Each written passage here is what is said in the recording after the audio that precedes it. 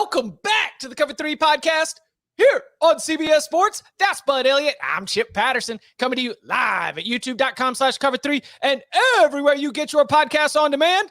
Thanks for hanging out. Smash that subscribe, smash that like, and come and join us in the chat, aka the Cover 3 Tailgate. Happy Super Bowl week to all who celebrate. Remember, you can watch the Super Bowl live on CBS from Las Vegas. Stream it on Paramount Plus. Our guy Danny Cannell out in Las Vegas.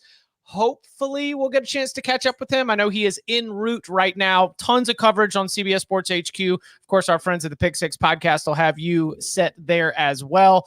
We will, on Thursday, Bud, be making our own Super Bowl observations from the college side of things, as well as I don't know, man. Like sometimes I package it up to say like, we're going to go college side of this. And you know what ends up happening? We just talk about the Super Bowl because we're like red-blooded Americans who follow football and enjoy the sport. And so Thursday, we'll get our official Super Bowl picks out here, maybe a few prop bets for you. But coming up, we got more. I'm so sorry to everyone. The coaching carousel might keep spinning. We'll get into that as we've got potentially a little bit of news out in Los Angeles. And Wednesday is National Signing Day. It's a little bit of a different National Signing Day, but still we've got some unsigned prospects of note. Many of them or most of them committed after the weekend. Now we'll ask Bud if there's any flips that we should be on the lookout for and some of the big storylines at the big picture level, getting you set for Wednesday's National Signing Day, the conclusion of the 2024 cycle. But we begin Friday afternoon. Just a nice little press release. I had no heads up. Greg didn't hit me up. Tony didn't hit me up. Of course, I'm talking about the commissioners of the SEC and the Big Ten because the SEC and the Big Ten announce an advisory board. Oh, okay. This is a new. This advisory board doesn't have any power to change anything or implement their own rules or bylaws. It's just an advisory board. But Bud, when we spend all this time talking about like any kind of potential breakaway or anything else, we're always talking about the SEC and the Big Ten.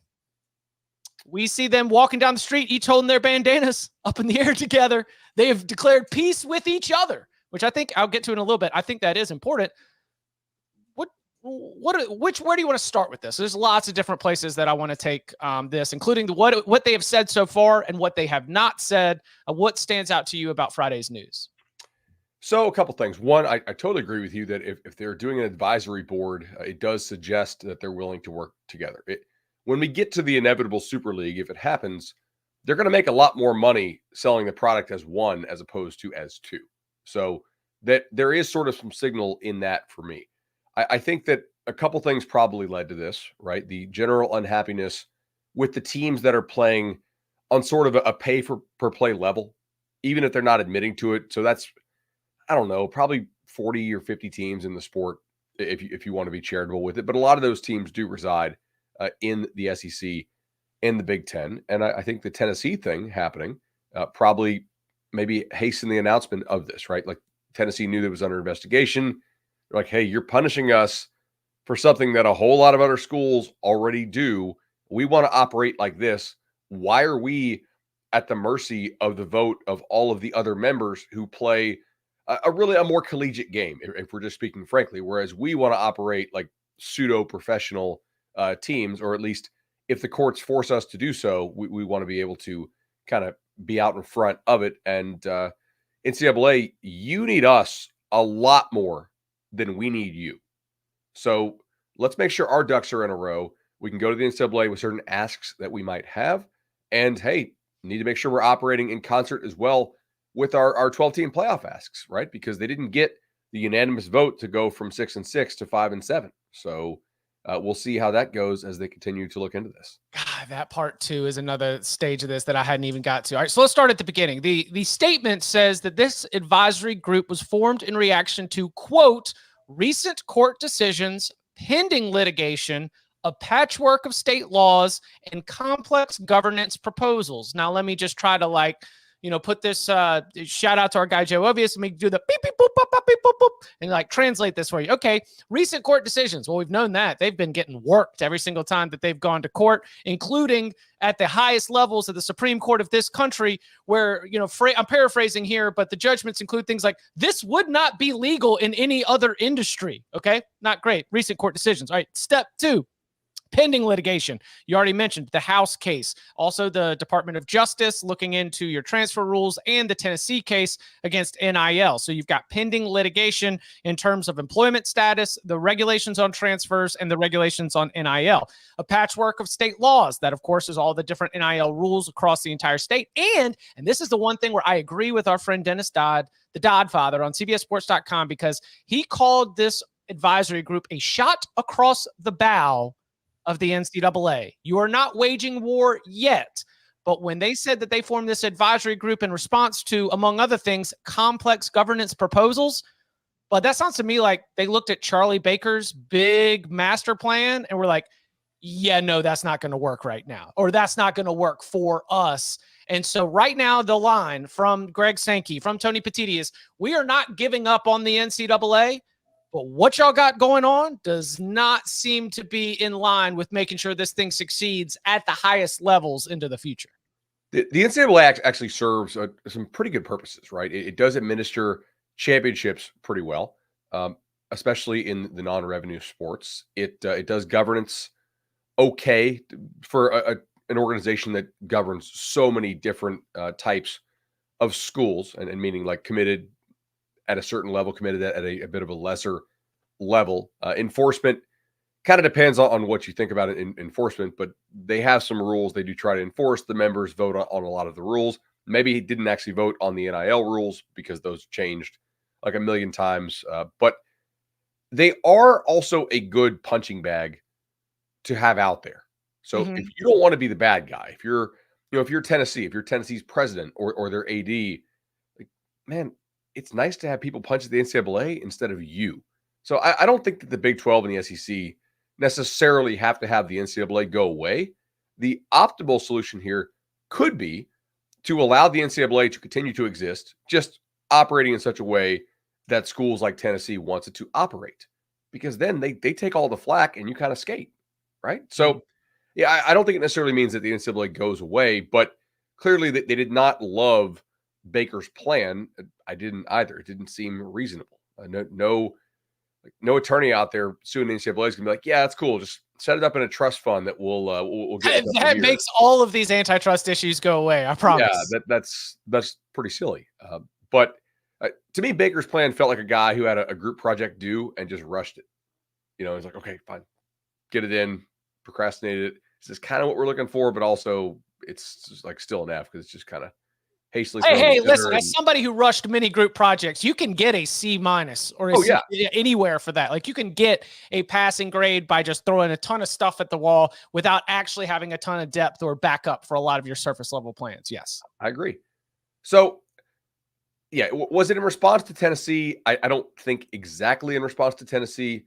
Do I think that the timing of the announcement was coincidental with the NCAA leaking the details of the Tennessee investigation to the New York Times?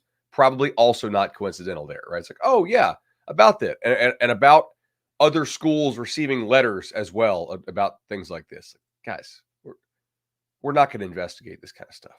We're not going to be punishing people in the future for the type of stuff that's about to be legal by the courts 24 to 48 months from now, right? So it sort of reminds me of what the SEC sort of did internally. I was about to say Mike Slive, rest in peace, man. That's you always bring that one up. That's always a good one. Mike Slive's like, hey, like that's honestly one of the and we said this when we still had SEC rights, so I'm certainly not going to back down from saying it now. That's one of the brilliances of Mike Slive. He got everybody to stop snitching on each other, with very few exceptions. I mean, Dan Mullen type stuff, sure, but like for the most part, you didn't have your big programs diming out your other big programs under his watch. And it's like for about 15 years there was not a year where at least one SEC program was not facing sanctions that were limiting their ability to compete at the highest level. Yeah, like bowl bans and TV bans and all the kind of stuff that we don't really do anymore for the most part. But yeah, Slive's like, guess what? if we get turned in, it better be by somebody outside this conference because y'all are not cannibalizing the product. There are 34 teams between the SEC and the Big Ten as they are going to be reconstituted for the 2024 season. When you start to think about, them leading the way, they are probably not going to close their doors to anybody else, right? I'd be very shocked if they did. If you have others who want to play in that space, wouldn't you want to sort of have everybody wanting to play a certain model be in that space?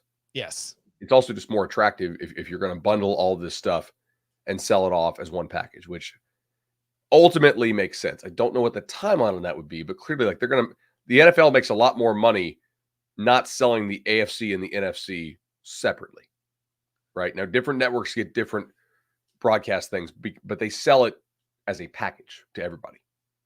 You mentioned the college football playoff side of this. So, according to reports, they made an effort to their last college football playoff meeting. We remember they had the meeting. We were expecting a move for the 2024 season from a 6+6 to a 5+7. What I mean by that is in the format that was initially approved, there were the six highest rated conference champions would get an automatic bid to the 12-team playoff. And as it was approved then, we thought, well, many years that will be the 5, power conference champions plus, your highest ranked G5, similar to what we have with the New Year's Six with that kind of designation. Well, now that the Pac-12 doesn't exist, or at least does not exist as the same kind of power conference, there was a move that says, all right, well, let's now change this to 5+7. We create an additional at-large in place of an additional conference champion. Well, because of the way the college football playoff is set up only through the 2025 season, there is still a representative for the Pac-12. We talked about what is the difference of a power conference, and I made the argument on here that it was well, the payouts, even at the college football playoff level, still say that the Big 12 and the ACC are power conferences.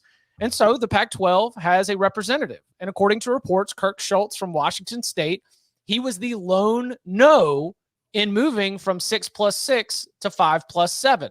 Now, is he doing this as a negotiating tactic? I've said before, I'm not really good at understanding the politics of administrators. It's just not my beat. I just don't have it in me. I got other things I'm worried about. I'm crunching the chipalytics, trying to figure out if Miami and Virginia are going to go over under 132.5 on a Monday night. Okay, I'm moving on from that. But are they? Others have indicated I'm on the under. Others have indicated that this might be a long game for him to try to get more when Washington State is obviously not operating from a position of power. So now we've got this, but how do you factor the advisory group into the future of the college football playoff? Because again, right now, all we really have are 2 years. And if you want to talk about the timeline of a big breakaway, right now, the current NCAA tournament contract runs through 2032. The current SEC media rights deals through 32, Big Ten media rights deal through 30, Big 12 through 29, and our college football playoff might be up after 25. How do you tie all these things together? Yeah, I think it would be a mistake to assume rational behavior on behalf of Schultz, just based on certain things that have happened in the Pac-12 before. The Pac-12 does not have a reputation for acting in a rational and good business sense type of way. But yeah, clearly, I think he would be trying to, unless he's just trying to cause hell, right? Which is possible, but he's probably trying to get some kind of increased payout for them in the future, because otherwise they would be dropped to a G5 level payout, right? So G5 teams make a different amount from the playoff than Power 5 teams do in terms of playoff revenue. Greg Sankey's been on record that he doesn't want any auto bids at all. I think that's a real mistake from a business sense, because if you go no auto bids at all, then it really is just a beauty pageant, and the importance of winning a conference title goes down quite a bit. And conference titles are something that do keep fans engaged throughout the entirety of the season. People worry about the diminishing regular season. Under the current format, I really don't. Not too much. Under the 12-team format that we're about to go engage in, because I think we look back at some of these conference title races from this past season, when we've gone to this divisionless football and now expanded schedules. I mean, trying to figure out who's going to even get a chance to play for the conference championship has made some of these November games extremely exciting. No doubt about it. So, I mean, Chip, you think about this. I think that they will probably. I don't think the Big Ten would go for no auto bids because they're probably smart enough to realize that if the conference title games don't have stakes, they don't really matter quite as much. So, but would it be crazy to think that you go to 4 auto bids or 3? That Like math doesn't. The 3 highest or the 4 highest? I think the 5+7 makes total sense to me. I do too, but that is assuming we stay at 12. Petiti has already put out plans, I believe it's been reported multiple places, to expand to 14 or 16. Why? Makes for a better TV product. Okay. Right? Like he comes from the NFL side, right? All right. So that would I think that's another thing they're probably trying to hammer out here is, does the SEC want to go to that number? It works in the FCS. It works in almost all other sports. We don't really see. Does any major sport have less than 12 teams in a playoff? Baseball? Well, they got all the play-in type of rounds now, I guess. Because they go 3, and like the 2 wild cards. Yeah, I guess it is just, yeah. So I like the 5 because you are going to be creating 2 things. Number one, you are having a fair representation that if chalk holds, you're going to have pretty close. Like you're not going to have all 12 of the 12 best teams, but if chalk holds, you're probably going to have 10 of the 12 best teams. You do have a door open for some of these conferences that aren't operating at the same, revenue level as everybody else. And I do think that the whole idea of going into a conference championship game, when you are on the bubble, so to speak, all of a sudden, all these fan bases are rooting for Oklahoma State. Or rooting for Texas to beat Oklahoma State. Because if Oklahoma State beats Texas in the Big 12 title game, Texas is probably still going to make the college football playoff as an at-large. Oklahoma State not highly ranked enough to get there. So if you're sitting there, and so I guess this past year we'd be talking about Ohio State. We'd be talking about Missouri. We'd be talking about Ole Miss. Talk about Penn State. Those other teams that were in New Year's 6 spots. Those fan bases then have a vested interest going into conference championship weekend. I end up helping out our college basketball team during conference tournament week. It is amazing how many fans are dialed into action that is not tied specifically to their team because they've gone far enough to figure out all the moving pieces. And so officially put me down for a 5+7 is all good with me. And then if you drop down to just 2 or 3, then we get a little bit more to what you were saying with Sankey's proposal, which is then it's just beauty pageant at that point. If you get rid of auto bids, you also need to kill conference championship games. Yes, I agree. Yeah, because otherwise it really is like there becomes a real incentive to sit guys in that, and then you can just do the full beauty pageant. Hey, like we sat a bunch of guys, that's not really our team. We're sitting on our 12-game resume. Judge us on that type of thing. So now. But those leagues make a hell of a lot of money on those conference championship games, man. Like the rights fees they get for those, it's not nothing. I think eventually they could go away if the playoff expands more, which wouldn't really be a problem. Like we've only had conference championship games in most leagues for like 15 or 20 years. It's not like it's been a staple of the sport. SEC only started in what, 90, 94, 92? I know it was Florida Bama. I'm trying to remember what 92. Year. Yeah, okay. So the championship game era is 92. We didn't have it in the ACC since 05. Big 10 came even after that. The Big 12 did have one for a long time, then didn't, then brought it back. Pac-12 was recent. Not. Yeah. Yeah. So it's not like a staple in the sport necessarily, but it's something I think because it has stakes that we care about, Have I told you my conference championship thought? No. I want to expand the conference championship. Oh, like a conference tournament? Yeah, 4 teams and drop a game from the regulars. This is in my okay, Chip, write the rules for the new world where there's only 40 teams or 50 teams or whatever it is. I think that you are not going to get an honest representative of the best team in a conference, in an 18-team conference. I've just looked at these bloated conferences. I've looked at the schedule draws, and I just see all these opportunities for teams that are not necessarily the best team in the conference to wind up via tiebreakers up in one of the top 2 spots. And similarly, teams that probably are deserving not to be there. I just think that trying to find 2 out of a group of 18 when we're only playing 8 or 9 game conference schedules like that to me is where I would say I would lose a regular season game. I would play 10 conference games, and then I would do a 4-team conference tournament into a college football playoff. That makes some sense. I have to think about only 10-team tournament or only 10-team conference schedule, because I do think that there are certain things I don't want to lose about the sport that we're not going to lose with the 12-team playoff, but we might lose with a 10-team or a 10-game conference schedule. And one of those things would be like the ability to travel as a fan to some non-conference games. You know, as a Florida State fan, man, my friends went out to Oklahoma in 2009, I think it was. They lost by like 50. They still talk about that trip.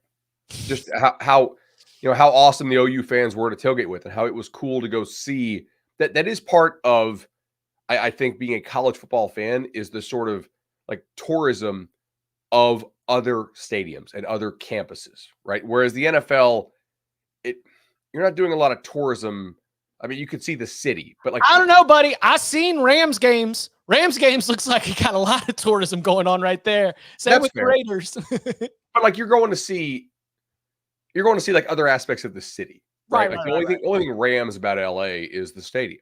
Right. Whereas, if I go to Raleigh, man, NC State is just, it's throughout that town. It's not the only thing in that town, obviously, but I'm talking about there's a lot of it. So especially these college towns, which Raleigh's not a great example because it's not, totally college town, obviously, but I think that I don't want to lose that. So if you did lose that, would everybody be mandated to play another, Power 5 team or 2 potentially? Like, that could be really important for me. Yeah, I think that it's just acknowledging that even just seeing all of your conference is tough with an 18-game league.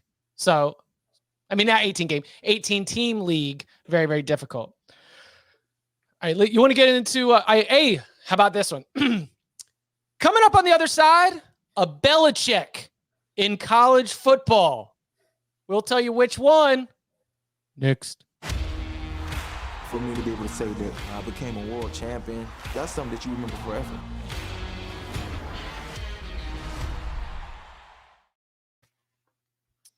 Back here on the Cover 3 podcast, and I cannot express my apologies enough. I declared the coaching carousel done, and then Jeff Hafley left to take the Green Bay Packers defensive coordinator job.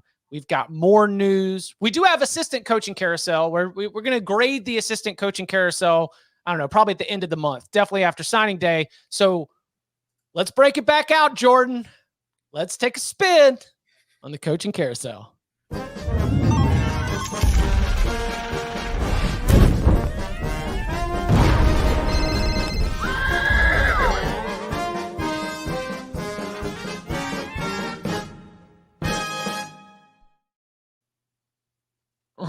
Ryan in the Cover 3 tailgate says, if Belichick is leaving the NFL, are you worried about the future of the NFL?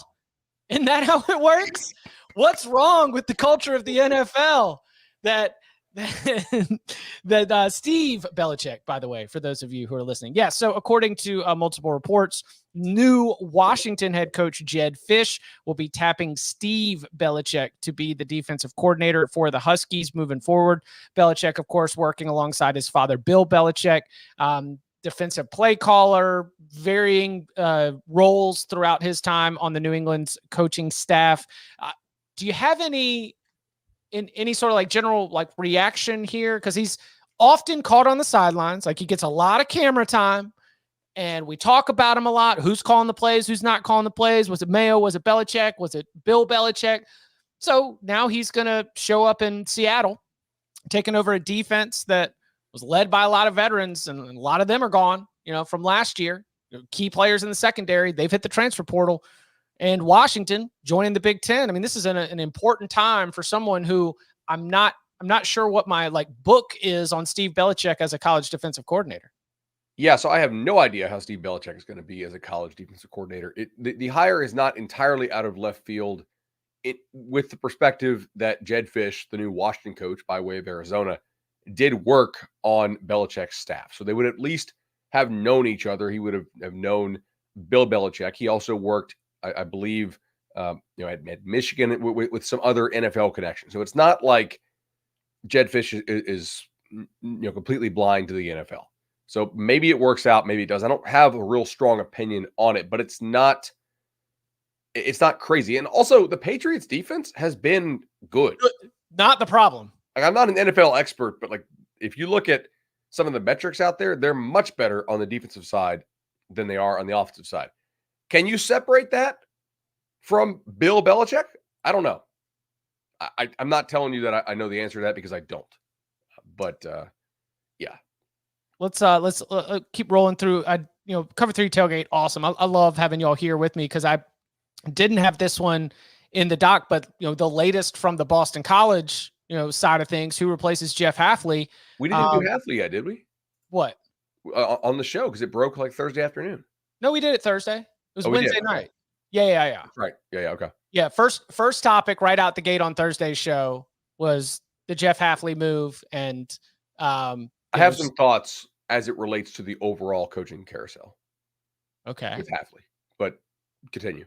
Okay, well, you want to go back because that was the thing is why Ryan in the tailgate was bringing up that's how you do it, right, Tom and Danny? Because that's there was a lot of heat on Thursday's show as we were talking about the cultural impacts of this. But Bill O'Brien was hired as Ohio State's offensive coordinator earlier in the cycle, and we broke it down. Now there has been speculation, and I'm going to say that as we sit here Monday at 11:31 a.m. Eastern time, there is speculation that he could end up being the candidate to replace Jeff Hafley at Boston College. What is your expectation for where Boston College moves next? Let's save the big picture stuff maybe until we get the full gang aboard. I mean, Bill O'Brien, I think, could do a nice job there. Certainly has done a really nice job when he was at Penn State. He did an okay job at Houston. I don't know how well you can actually do at Boston College. I thought Jeff Hafley did a pretty decent job at Boston College, but it makes sense that Hafley would want to jump, right? He didn't tell me this, but if you read the tea leaves, the AD at BC did not hire Jeff Hafley, correct?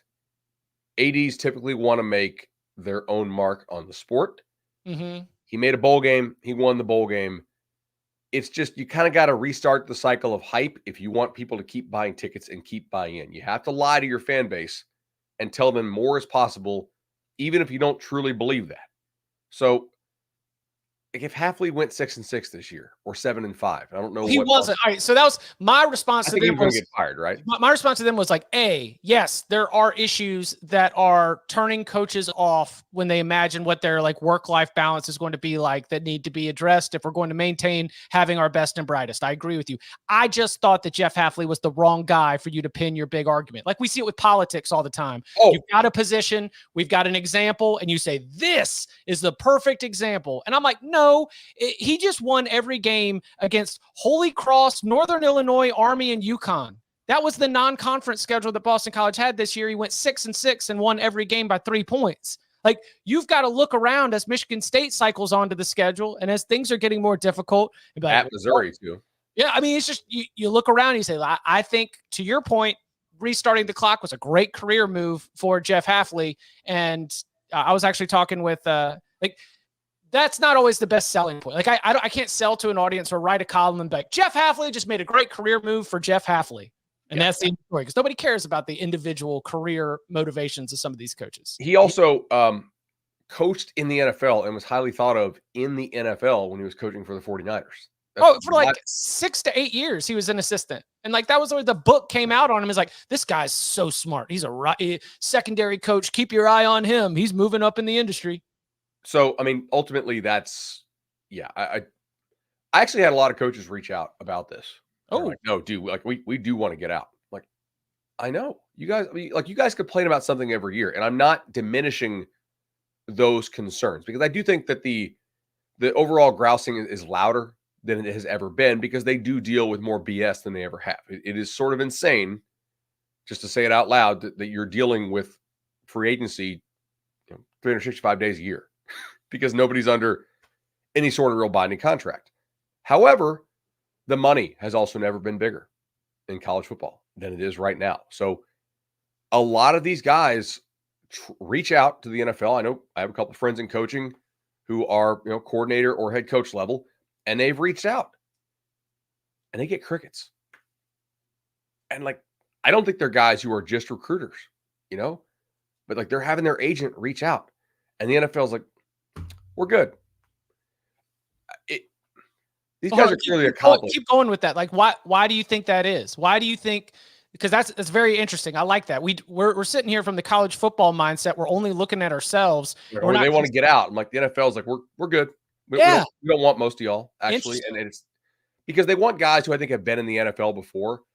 Liam Cohen, okay? Now, you could tell me that he got out because he was tired of the college system, and frustrated with it. I'm sure he was. I'm sure he was also pretty ticked off that Devin Leary isn't what they thought he was going to be. And who knows what his opinions are on the kid who they signed from Georgia. But at the same time, the offensive coordinator of the Tampa Bay Buccaneers with a seemingly fixed Baker Mayfield is a way better job, way better than the Kentucky job. What these guys who reach out are finding, if they get a call back, is that most of them are going to have to take a significant step down in title and pay because the NFL likes to promote from within its own system. Look at the Look at the coordinator the Patriots just hired. Super young guy. But he's gone from probably an equipment dude, worked his way up the ranks. They want a lot of guys who have worked within the NFL. And part of this, honestly, is because most of your really accomplished college coaches are better at recruiting than they are at coaching.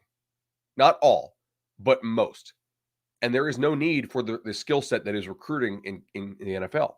It's a very valuable skill set in college, and that is why they are paid so much. So does it suck? Do they have no offseason? Do I think some of these guys would probably take a pay cut from 500 to 350? Yeah. But the problem is if the pay cut's more. If you're making 500 somewhere and you're like, man, this sucks. I don't see my kids. I never have any off days at all. I'm going to go take a pay cut to 150 to live in a major city or 220. Where my 500 in this college town is going a whole lot farther. Correct. Imagine going to the Rams and trying to live in LA, right? What are going to have a 2-hour commute to work if I'm taking a pay cut from 500 to 225 because my title is certainly not going to be down. I could go from a coordinator job to a assistant position coach job, or Chip Kelly if he actually does leave UCLA. He's not going to be a head coach. He's going for a step down in title. I was going to throw that in here. So Chip Kelly reports are that he has made himself available, that his camp, whatever, he has been on multiple NFL offensive coordinator job searches, and his brilliant offensive mind. And he didn't get the jobs, did he? He didn't. Are they all filled? He has not gotten one yet. Did Seattle fill? So was that one of the ones that he was in the mix for?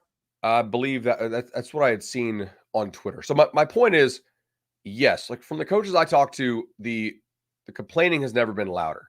The money has also never been bigger. And the demand for college coaches, I don't think is increasing from the NFL.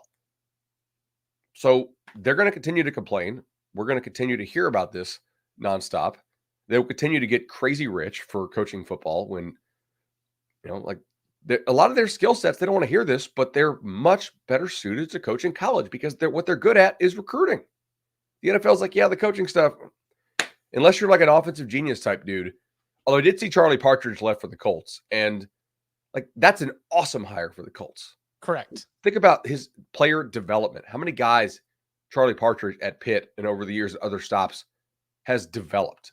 Charlie Partridge is a good recruiter because he puts in the work. I know Charlie a bit, but the results speak for themselves. I mean, talk about a guy that outperforms the star rating consistently. Charlie Partridge knows what the hell he is doing in terms of teaching, player development. I think that's a really good hire. How many guys like that are out there? Yeah.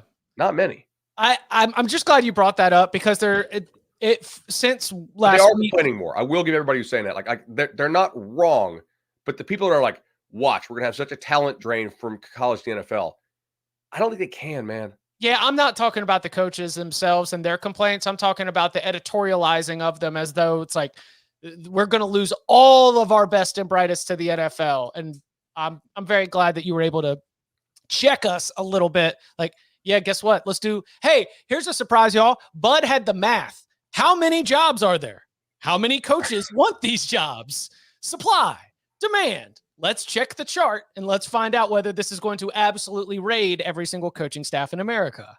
Related question. Do you think we will see fewer guys do the Saban thing where they coach forever now? Yes. I do too. I think the money is so much better than it used to be. You could do one or two good contracts and you're set for life. So my alarm actually went off about 7 years ago when Stoops got out. Yeah. When Stoops got out, and I remember Dennis went to go talk to him, and it was like, yeah, I met him at the country club, had breakfast. He went to go play 18, came back, had lunch, had like a relaxing afternoon, took a couple calls. And guess what? Stoops won national titles, made millions of dollars, and now he's got rock and roll tequila. Selling tequila. Yeah. Like, he's cool. What? Yep.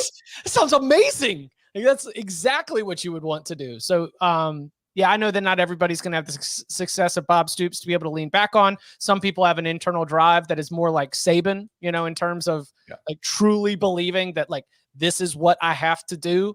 But I do think that we will see more coaches getting out earlier so that they can enjoy, what they've been able to collect, spend some more time with their families and the like. Let's see what else we got. Michigan promotes Kirk Campbell to offensive coordinator. He was the quarterback's coach last year. Makes sense. Seems good. Thumbs up. If you're going to go with Sharon Moore, you're going with let's keep the continuity. It makes sense. Yeah. All right. Coming up on the other side, a bit of recruiting news from the 2025 cycle and our official National Signing Day preview getting set for Wednesday and the conclusion of the 2024 cycle. Next.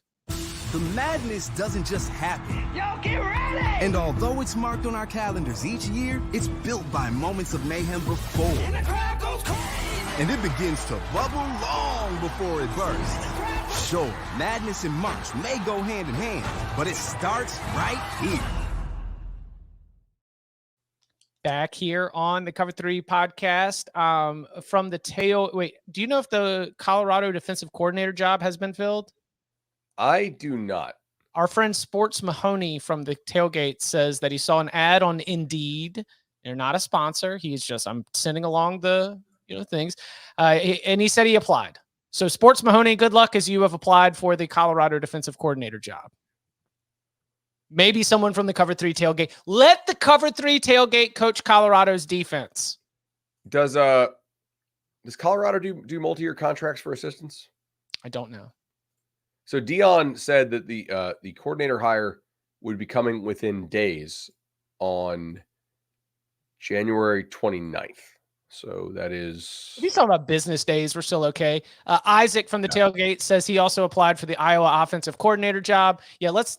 within the next 2 days, maybe even today. I encourage everybody from the Cover 3 Tailgate, if you see the opportunity to apply for these jobs, then absolutely do it.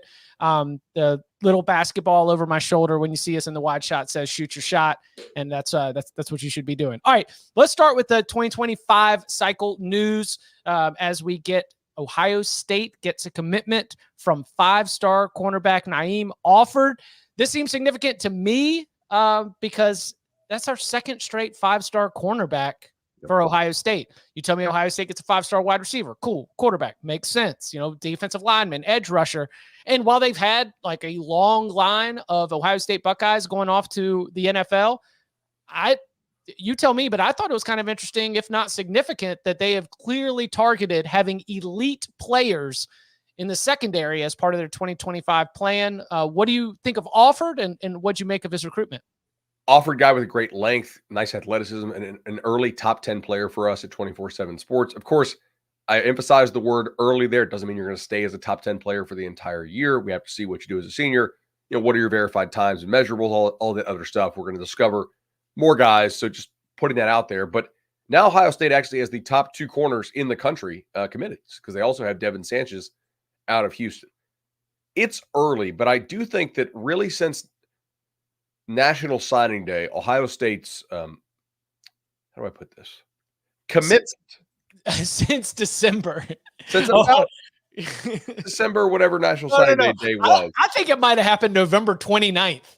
That is fair. Yep. I think since 000 after the end of the loss to Michigan, there has been an uptick in commitment to success. And that commitment has kind of yielded more commitments, if you will, both in recruiting and through the transfer portal. They are kind of more all in, and I'm not really sure they were before. So it's a nice get for them. It is super early. I mean, we're talking about holding on to commits from guys from Birmingham and Houston.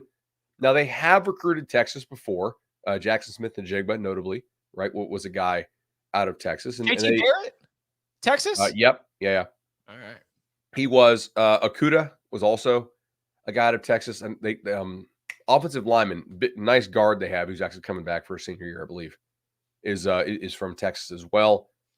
Alabama, I don't really recall them doing a whole lot of Alabama recruiting, but they certainly do Georgia a good bit. And there's some weakness maybe in the state of Alabama right now.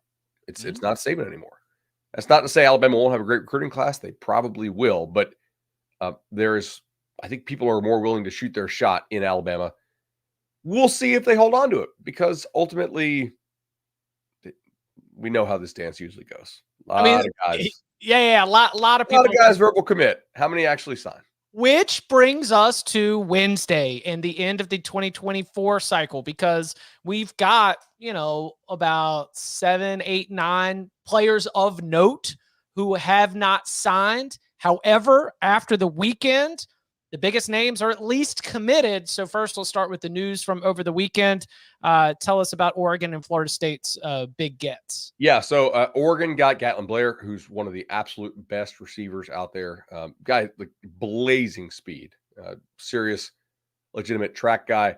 I believe he's going to go on a mission, so we'll have to see when he's actually able to play college football. But that's a hell of a get, guy. Little recruited state, but hell of a nice get for Oregon there as they continue to add on to their class. And Florida State got Amari Williams, who is a defensive lineman who was a 25, and he reclassified up into the 2024 class. That's been something that on the show we've criticized FSU for, like the lack of good recruiting of the defensive line from the high school level. But that's a nice start. Like, we're going to need to see a little more of that this coming year if we're going to take them as a team that's seriously competing for national titles and not just ACC titles. But they do need to do this more, and that's a good, I would say, first step for them. What so of those top players who have not signed but are committed, are we getting the spatula out for anybody? We got any concerns, or any coaching staff's going to be sweating what happens on Wednesday? So Texas A&M perhaps could be, because there's a guy named Terry Bussey, and LSU and Georgia are pretty heavily involved, and he's an elite level athlete. Yeah, but look, I mean, it's not like A&M lacks for NIL, and they definitely have some playing time available, right? So yeah, but I want to be I want the competition to be like their home school, right? I want the competition to be someone who's not on my level, that I'm only needing to win over, getting them to forget their heartstrings. Completely. No, that's fair. I mean, this is a 5-star kid. We have number 16 in the country at 24/7 Sports, the composite, even a little bit higher, 11th in the country. Can LSU, can Georgia make some noise, or does A&M manage to hold on to him? A&M's also involved with a former Arkansas receiver who just decommitted, and now my brain, of course, is losing his name here live on the show, which is great. But yeah, A&M could have a really good National Signing Day, or they could have a bit of a disappointing National Signing Day.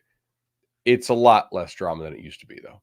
What do you think we'll continue to see this? Like, how? I mean, if we're pretty transparent and honest with our audience, like as you are not only reporting on it, promoting it, and we've got like awesome visits, coverage, shows. 24/7 Sports is going to have a long and comprehensive coverage of Wednesday signing day.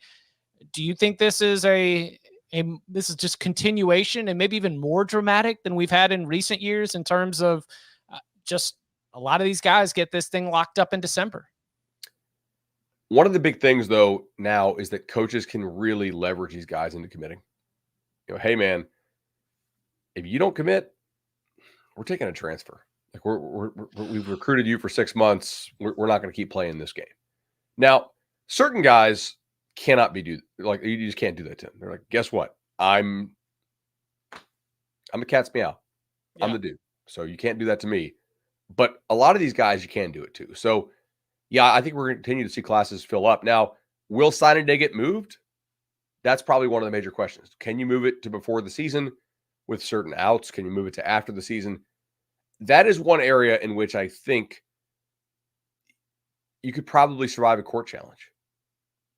Because I don't think these high school players have the same rights as college players to demand certain freedoms. Now, the transfer portal is certainly still there. I mean, we've seen guy like a Julian saying sign with Alabama, and he's already on Ohio State's roster. But coaches do want to make sure. One of the major coaching perspectives, like I don't want to have to babysit this verbal commitment for the next 7 months or maintain this relationship when the contract's already signed, or when the kid is already committed. So, maybe we see that. That's something I could see because they're going to try to move the portal window or the signing day window, one or maybe both. But I'm trying to think of things like, could you get this done? Could you get that done and have it actually survive a challenge? It was suggested to me that early signing period moves to August and that you get it because at the conclusion, like when does that first little dead period start? Like because June's big, right? And then maybe you've got a little bit in early July, things slow down, coaches go on vacation, then you start to come back. If you did an early August, early signing period, I think most of these guys are locked in. And I could sell this as you're also enhancing the experience for these high schoolers going into their senior year, Agreed, but high school coaches' pushback on this is different. And they say, well, man, I don't want these kids sitting out their high school senior year. I want them to be playing for those offers and for that attention. But I don't think colleges care. Yeah. I thought if you move the first one to like August and then you keep the February one, it probably has more prospects waiting until February, right? And you mentioned there could be some outs, like if you commit to a school and sign with the school at the early signing day, and then guess what? The coach leaves. Now all of a sudden you're up on the market, and now you're probably going to be having the opportunity to commit somewhere else in February. I think that would be that could be a way to address the concerns about the calendar in December, which is driving coaches crazy, enhance sort of the buzz of the February signing day, and then allow the prospects who know where they're going and the coaches who know that they've got them on board for them to be able to get that all wrapped up before they even start the regular season. I would agree with that. I also think you could see the portal window moved to potentially just post spring only. Wow. Maybe that would get struck down because it's freedom of movement and certain guys, maybe with the exception of graduate transfers. I would say that the way things are pacing right now, restrictions of transfers doesn't seem like it's going to be easy to push through. Unless they are signing collectively bargained contracts, and we're still about four steps away from that. All right. What about sort of like big picture stuff? Like if you were to sit down and explain to someone in the Cover 3 tailgate, y'all crack a cold one, and he's like, all right, so what sort of stands out to you from the cycle and the signing day as a whole? Let's go back to the top of the show. The quote unquote big two or whatever. Oh yeah. Power two. We're probably going to need a name for that. Cause like I think Staples had proposed core 4 or something like that, which is not bad for the main 4, but just with the Big Ten SEC, I'm calling it the P2AB. Okay. Yeah. Advisory board. I don't hate that. Of your top 20 classes, just FSU, Clemson, Notre Dame, Miami are the only 4 outside of those Big 2 leagues, which kind of fits with, what I would define as programs really trying to go for a natty, to play for a national prize and not a regional prize, which would be like a conference prize. If you expand that out to more top 30, you add in Texas Tech, NC State, UNC, but still, like, you're seeing a lot of the schools in those leagues recruit at a very high level. And I think that will probably only increase. if I'm a coach in one of those leagues, I'm telling kids like, hey, if you're not in this, you're not in the real big league. We've seen that before. Like SEC coaches have done that for years. Big Ten coaches have done that for years. It'll probably take a little bit more time. Texas with that. I mean, the negative recruiting that Texas used to face about like, it's not big boy football. Like it was not the motivating factor of Texas's move to the SEC. Right. But when the move was announced, Steve Sarkisian found it a lot easier to be able to win some of those big time recruiting battles against the big dogs, because guess what? He's recruiting them to come play in that same league too.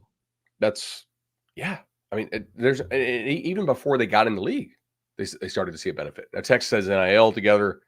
That has helped them as well. But, I mean, that's a lot of dominance there. 16 out of 20 is pretty and the ones at least and one none of the for ones, the Big 12. Yeah. At least one of the ones who is not in that group is working real hard to try to get there. Well, totally. I mean, look at the list. If you expand it past the top 30, one Big 12 team. But this is sort of my point. Like, even the ACC and the Big 12 are not equal when it comes to the quality of the top. Mm-hmm. I think the Big 12 has a better kind of bottom middle. Oh, I think they've got a better average rating. Like if we were going to take like all of your power ratings and that big group in the middle is going to spit out a number that I think would be potentially stronger. I don't know if it's a better average rating, but it might be like a better, like 25th percentile. Like the bad, not terrible teams in the Big 12 are probably better than the bad, not terrible in the ACC. But I see what you're going with that. There are not a lot of, really, really bad teams. The chat suggests median, which is actually not a bad suggestion there either, and it's probably the most accurate one we could use. But like at the top, the ACC is a lot better. Yeah, especially considering that they play 5 or 6 games against the Irish. 5 contractually, but then some years Notre Dame drops to 4 and then it has to do an IOU and play 6 the next year. I forgot which one. In one of the last 2 years they did 6, but contractually it's 5. So yeah, completely. Okay, so will they move signing day? We think probably. Transfer window could be moved as well. The Power 2 dominance. Any other like names or anything you're sort of looking at in terms of the outlook for Wednesday? Not really names. No, it'll probably be like a class review, maybe a little deeper dive of some stuff, maybe a little quick preview of what we're seeing in 2025. We can debate how much some of this stuff matters now in the portal era. Ole Miss will be the good test for this. Maybe Georgia's got it locked up, right? Yeah. Georgia's got it locked. So we'll see. I think Wednesday will be fun, and I'm sure we'll have more coaching movement stuff to discuss on Wednesday as well. It's weird. Like if I'm programming recruiting coverage, there's 2 days a year I'm doing it for the casuals, and there's about the remaining days of the year that I'm doing it for the diehards. And Wednesday is kind of one of the days where it's more of the casuals. So if you don't really follow the recruiting stuff too much, we'll give you a decent rundown. Maybe some guys that you need to know for this upcoming fall.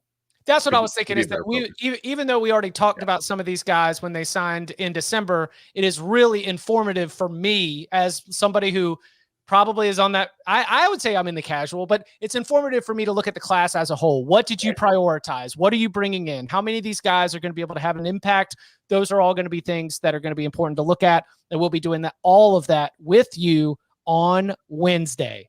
And you can follow him on Twitter at BudElliott3. You can follow me at Chip_Patterson. Bud, thank you very much. See you, buddy.